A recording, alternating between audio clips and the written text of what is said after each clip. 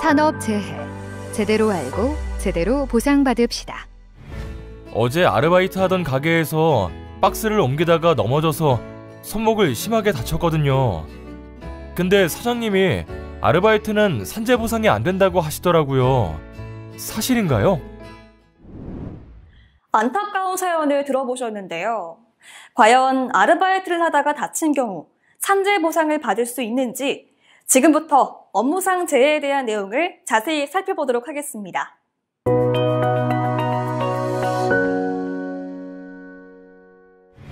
다친 것도 서러운데 제대로 보상을 받으려면 산재 보상의 대상이 되는 업무상 재해란 무엇을 의미하는지 알고 있어야 할 것 같아요. 산업재해보상보험법 제5조에서는 업무상 재해를 업무상의 사유에 따른 근로자의 부상이나 질병, 장애 또는 사망이라고 정의하고 있어요. 말씀하신 업무라는 것이 회사에서 일을 하는 것만 의미하나요? 그렇지 않습니다. 회사에서 일하는 것뿐만 아니라 교육시간이나 출장, 거래처 접대처럼 업무와 관련이 있는 주변 업무도 해당이 됩니다. 그리고 산업재해보상제도는 근로자를 1명 이상 사용하는 모든 사업장에 적용돼요. 그런데 근로자의 잘못으로 다친 경우도 업무와 관련된 것이라고 보나요? 근로자의 잘못으로 다친 경우도 업무와 관련하여 발생한 것이라면 원칙적으로 업무상 재해에 해당합니다. 아, 그러면 산재 보상을 받을 수 있겠네요.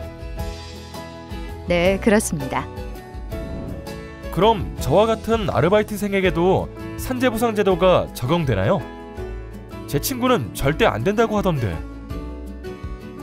정규직이든 비정규직이든 근로기준법상의 근로자에 해당하기 때문에 시간제나 기간제 등의 비정규직 근로자도 산재 보상을 받을 수 있습니다.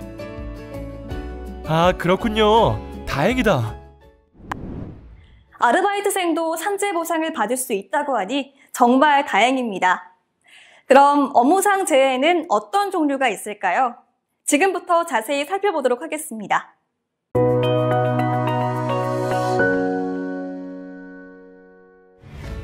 업무상 재해는 업무상 사고와 업무상 질병으로 구분됩니다.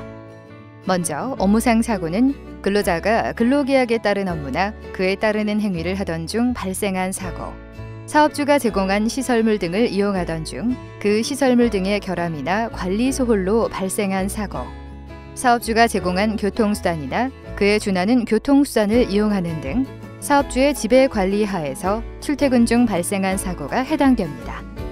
그리고 사업주가 주관하거나 사업주의 지시에 따라 참여한 행사나 행사 준비 중에 발생한 사고, 휴게 시간 중 사업주의 지배 관리하에 있다고 볼 수 있는 행위로 발생한 사고, 그 밖에 업무와 관련하여 발생한 사고가 업무상 사고에 해당됩니다. 다음으로 업무상 질병이란 업무 수행 과정에서 유해하거나 위험한 요인을 취급하거나 그에 노출되어 발생한 질병, 업무상 부상이 원인이 되어 발생한 질병, 그 밖에 업무와 관련하여 발생한 질병을 말합니다. 업무상 재해란 무엇을 의미하는지, 그리고 업무상 재해에는 어떤 것들이 있는지 알아봤습니다.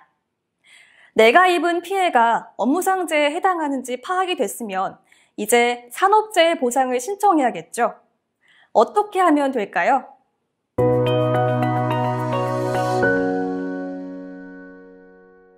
아르바이트생도 산재 보상을 받을 수 있다고 하니 얼른 신청해야겠어요.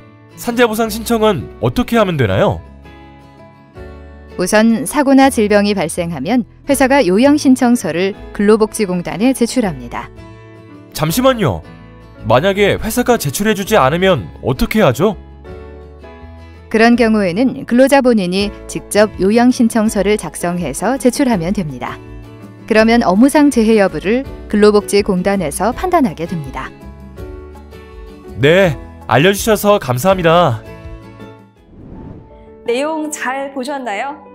산업재해, 제대로 알아야 제대로 보상받을 수 있겠죠?